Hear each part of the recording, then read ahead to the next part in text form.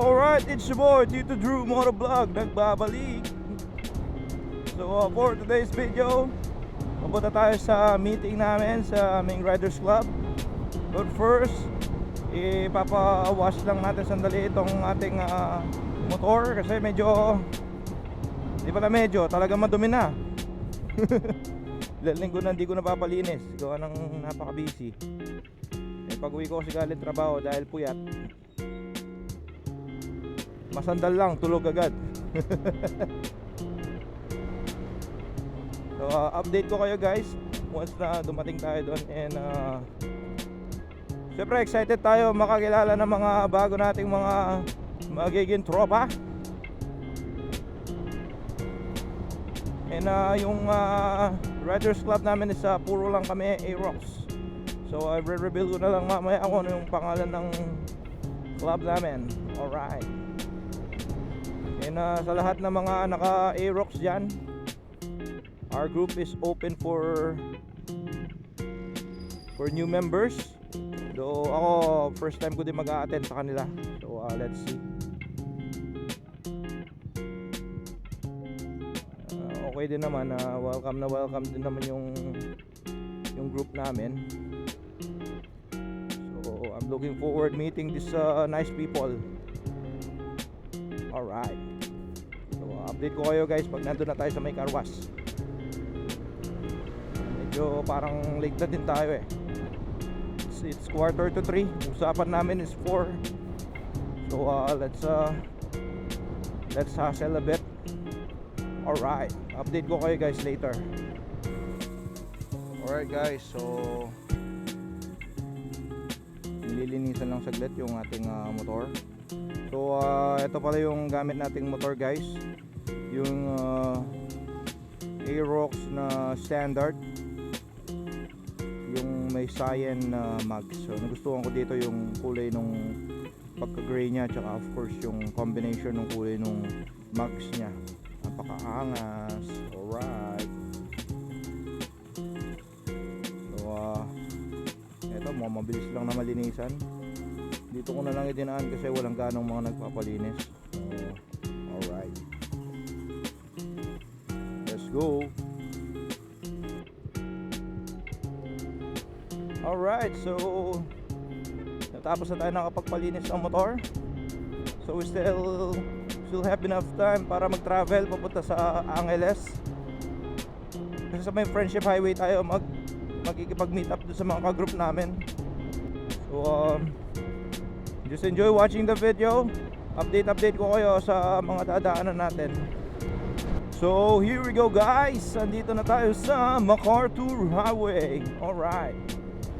Medyo patsi-patsi lang yung kalsada dito pero okay lang. Wala namang ganong mga dumadaan. So napakaluwag ng traffic. So any moment makakarating na din ako doon. And actually di ko alam talaga yung exact or first time kong pupunta doon. So sana hindi tayo maligaw. Anyway, kasama naman natin si Mr. Magtanong. And chat ko na lang yung mga ka-group namin kung hindi ko sila mahanap. Pero pagka napunta ako na ng isang beses yan, alam ko nang balikan yan eh. Matanda naman ako sa mga kalsada. Alright. Well, ngayon lang ako nadaan ulit dito sa MacArthur. And sa part na dito sa papuntang Balite, medyo ano na, hindi pala medyo, talagang ganda na ng kalsada, bagong aspalto man, solid. Usually pag nagsasalita ako, nagbabibrate yung boses ko, pero dito hindi.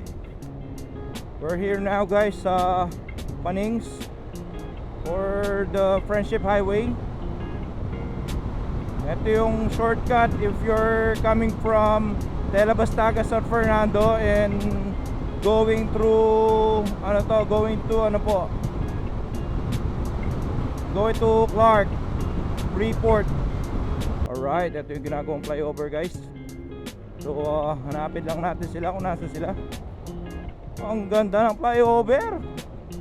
Last time dumaan ako dito like 2 2 years ago, poste pa lang yung nakatayo. Ngayon, eto na. Intersection na siya na may flyover. Hindi pa nga lang operational. So, Caltex. Where's Caltex here? Oh, there you go. So, nakita ko yung Caltex. Dunkin Donut. Okay, so parang mali yung ginawa ko. Dito na tayo dumaan. Okay. So, hanapin natin yung mga group namin. Alright, it's your boy Tito Drew nagbabalik. So, update. So, we're here at Caltex. Dito na yung mga kagrupo natin. Mas magaling manялita. May pangit na kayo po eh. Si Press. Kilala ni kilala mo. So any moment start na namin yung meeting. So eto na yung mga kasama ko na naka-Aerox na din. Hey, napakaangas. Let's go.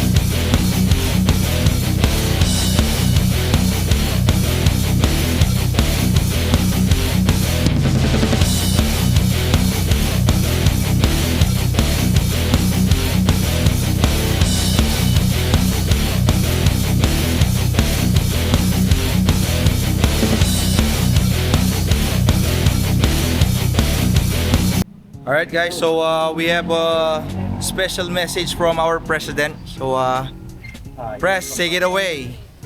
Hello po, good evening, good afternoon. Ako po pala yung presidente ng Years Pampanga Chapter. Kayo po mga kagulong, ini-invite ko po kayo kung gusto niyo pong mag-join sa amin. Welcome na welcome po kayo sa Family Years ng Pampanga Chapter. Alright, thank you Press. Power, let's go. Hey Vice. Yes po, Vice ng Pampanga Chapter. Then in-invite ko po kayo yung gusto mo, yung may Aerox po. Version 1, version 2. Welcome na welcome po kayo dito. Search nyo lang po sa page namin, Facebook. Years Pampanga Chapter 2.0. Pwede po kayo mag-join doon. I-accept nyo po kayo. Alright, thank you. Let's go. Alright. Napaka-successful ng EB ng aming club. So I really enjoyed the company of this new group. Napaka-solid ng samahan. So looking forward ako sa mga charity and mga rides na gagawin ng aming club. So guys, stay tuned lang sa aking mga loyal subscribers and followers. Thank you so much sa inyo lahat. And I'm hoping that you're enjoying the videos that I'm posting. So since it's my off, I have my time to edit everything.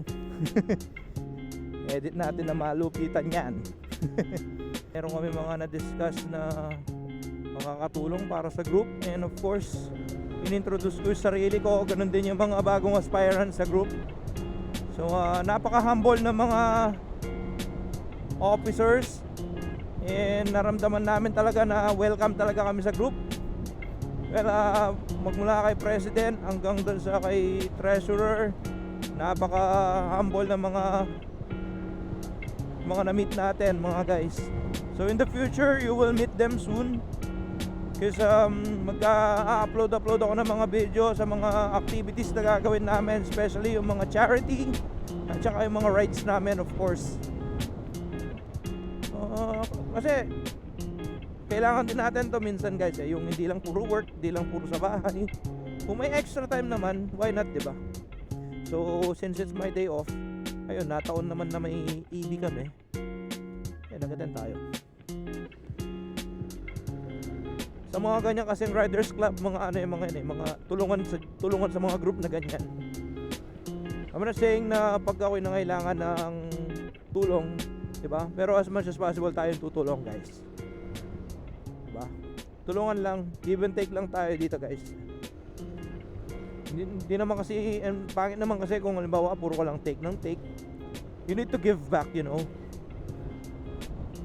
Yun lang yung natutunan ko sa buhay. Because I know few people gusto lang nila take lang ng take. Huwag ganun. So that's it for me. Dito ko natatapusin ang ating vlog. Thank you so much for watching. This is Tito Drew Moto Vlog signing off. Hanggang sa susunod na kabanata. Alright.